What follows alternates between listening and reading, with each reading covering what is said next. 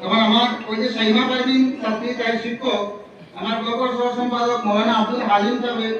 একটা টপি আর একটা ভাবি দিয়ে সম্বর্ধনা দেবো হজরতে আমরা প্রধান মেহমান হজরত মুবারক হাত করে দিয়ে দিলাম।